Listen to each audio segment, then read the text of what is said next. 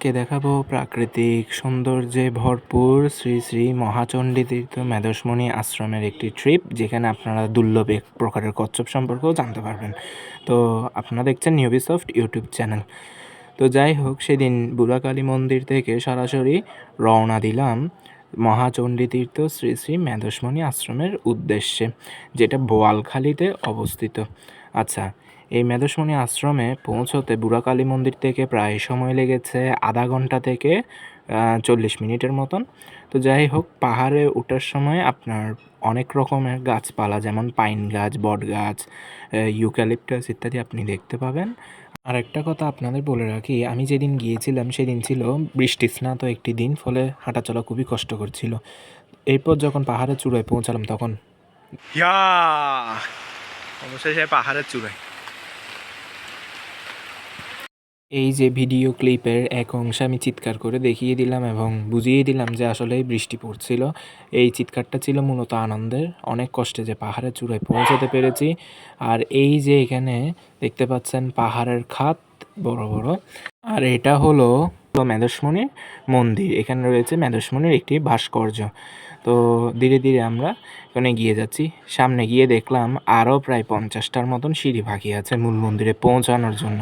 দেখে তো জাস্ট রীতিমতো মাথাটা খারাপ। তো যাই হোক, কষ্টবিষ্ট করে কোনো মতো উঠলাম। ওঠার সময় গেটে ঢুকার আগেই একটা সুন্দর সিনারি ক্যাপচার করলাম, যেখানে দেখা যাচ্ছে ঘন কুয়াশার মতন মেঘা অস্তিত্ব। তো যাই হোক, কোনোভাবে মন্দিরে গিয়ে ঢুকলাম। তো এটাই হচ্ছে সবচাইতে বড় অর্জন, মানে পুরো হাঁপিয়ে উঠেছি।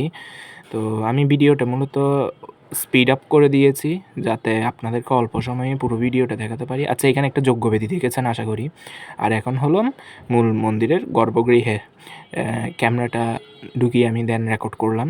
তো এখানে বিভিন্ন দেবদেবীর মূর্তি, ছবি, শালগ্রাম শিলা, শিবলিঙ্গ ইত্যাদি দেখেছেন আশা করি।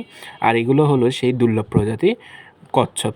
আচ্ছা, এটা হলো মগদশ্বরীমার গাছ বা বট গাছ। আর এই কচ্ছপগুলো হচ্ছে সোনালী কচ্ছপ বা গোল্ডেন টর্টয়েস নামে পরিচিত। এগুলো সচরাচর দেখা যায় না। এখন আমরা মন্দিরের বাম পাশে পঞ্চবটী শ্রী শ্রী কালী মন্দিরের দিকে রওনা দিচ্ছি। তো এটা খুব বেশি নিচুও না বা উঁচুও বলা যায় না। এই রাস্তাটা আমার একটু সোজা মনে হয়েছে। তো এদিকে যেদিকেই আপনি তাকান না কেন, মোটামুটি একটা ঘন জঙ্গল, ঘন গাছপালা, সব কিছু আপনার চোখে পড়বে। তো আমি আজ থেকে প্রায় 10 বছর আগে যখন এখানে এসেছিলাম, তখন এত উন্নত পাকা রাস্তা কিন্তু ছিল না। আচ্ছা, এই যে দেখুন, এখানে কত সুন্দর একটা শামুক দেখতে পেলাম। যাই হোক, আমি এত বড় শামুক খুব একটা দেখিনি শহরেও। তো এখন এই যে মন্দিরের ঠিক চূড়ায় একটা শেষনাগের প্রতিমূর্তি দেখা যাচ্ছে। তো ধীরে ধীরে মন্দিরের সামনে চলে গেলাম। আর এই যে দেখুন, কালী মায়ের সেই বিশাল আকৃতির মূর্তি। এই মূর্তিটি দেখার জন্য আপনার মাথাকে খুব উঁচু করে দেখতে হবে, অর্থাৎ মাথাটা, চোখ দুটো উঁচু করে আপনার দেন এটা দেখতে হবে। এটা এতটাই উঁচু, হ্যাঁ, খুবই লম্বা। তো যাই হোক, এখন মন্দিরের ডান পাশে আমি চলে এসেছি।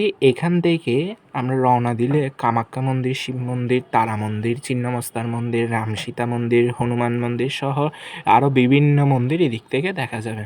অর্থাৎ এই রাস্তা ধরে গেলে আপনার আরও প্রায় কয়েক রকমের শাখা বা ব্রাঞ্চ আপনি পাবেন। তো এদিকে কিন্তু আবার রাস্তাটা ধীরে ধীরে কঠিন হয়ে আসছে। যাই হোক, এই মেধসমণি আশ্রমে গেলে আপনি জীবন সম্পর্কিত একটা শিক্ষা পাবেন। অর্থাৎ জীবনের প্রতিটা মুহূর্তে যে কঠিন কঠিন অনেকগুলো ধাপ রয়েছে এবং সেই ধাপগুলো পার হয়ে যে সফলতা অর্জন করতে হয়। এই যে এখানে এক একটা মন্দির কিন্তু সফলতার প্রতীক। আর এই যে কঠিন রাস্তা বা সিঁড়িগুলো কিন্তু একটা একটা কঠিন ধাপ। যা হোক, তো এখন কামাখ্যা মন্দিরে অবস্থান করছি। এই যে দেবী কামাখ্যার সেই মন্দির ঘট ইত্যাদি দেখছেন। এখন কামাখ্যা মন্দির দর্শন শেষে আমরা রওনা দিচ্ছি শ্রী শ্রী শিব মন্দিরের উদ্দেশ্যে। ওই শিব মন্দিরে পৌঁছাতে তো আরেক কষ্ট রে ভাই। ওখানে তো মানে যে উঁচু পাহাড়, মানে আপনি হাঁপাবেন। আমি তাও এগুলো ভিডিওগুলোকে, ক্লিপগুলোকে ফাস্ট আপ করে দিয়েছি। তো যাই হোক, এই যে শিব মন্দির দেখতেই পাচ্ছেন। এখানে কিন্তু কোনো ওরকম তারের বিদ্যুতের ব্যবস্থা নেই। এখানে বিদ্যুতের ব্যবস্থা হচ্ছে সম্পূর্ণ সোলার প্যানেল। তো এখন আমরা আছি করলডাঙ্গা পাহাড়ের কাছাকাছি। এখান থেকে আপনি করলডাঙ্গা পাহাড় দেখতে পাচ্ছেন ওই যে। তো যাই হোক, আগানো কিন্তু মুশকিল হয়ে গিয়েছে, আর আগাতে পারছি না। একে তো রাস্তা কাদার কারণে পিচ্ছিল হয়ে গিয়েছে, যার কারণে আমাদের এখন আগানো অসম্ভব। ফলে মাঝপথে আমরা আমাদের এক্সপ্লোরেশন বন্ধ করে মূল মন্দিরে কোনোভাবে কষ্টবিষ্ট করে ফিরে এলাম। তো যাই হোক, একটু হাওয়া খাওয়ার জন্য এখানে প্রকৃতির একটা ফ্রেশ এয়ার আপনি পাবেন, ফ্রেশ অক্সিজেন পাবেন। এই যে দেখুন কত সুন্দর একটা সিনারি, মেঘগুলো সরাসরি দেখা যায়, যেন চাইলেই মেঘগুলো ছোঁয়া যায়। তো যাই হোক, পুজো শেষে প্রসাদ নিয়ে আমরা মন্দির থেকে ফিরে যাচ্ছি। তো মন্দির থেকে নামার সময় হিসাব করলাম প্রায় 500 মতন সিঁড়ি এখানে রয়েছে। তো বাসায় ফিরে যাওয়ার সময় উপলব্ধি করলাম যে এই যে মন্দিরগুলো আমরা দর্শন করতে পারিনি, তা মূলত প্রতিকূল পরিস্থিতি বা কাদামাটির রাস্তা বা অতিরিক্ত দুর্বলতার কারণে। ঠিক একইভাবে জীবনে এমন কিছু সময় আসে যখন অতিরিক্ত প্রতিকূল পরিস্থিতির কারণে আমরা কিছু সফলতা অর্জনে ব্যর্থ হই। তো যাই হোক, আপনারা মন্দিরগুলো দর্শন করতে আসলে বর্ষাকাল বাদ দিয়ে গরমকাল, বসন্তকাল বা শীতকালে আসবেন। ভিডিওটি এতক্ষণ দেখার জন্য ধন্যবাদ। চ্যানেলটি সাবস্ক্রাইব করে পাশে থাকবেন। টাটা।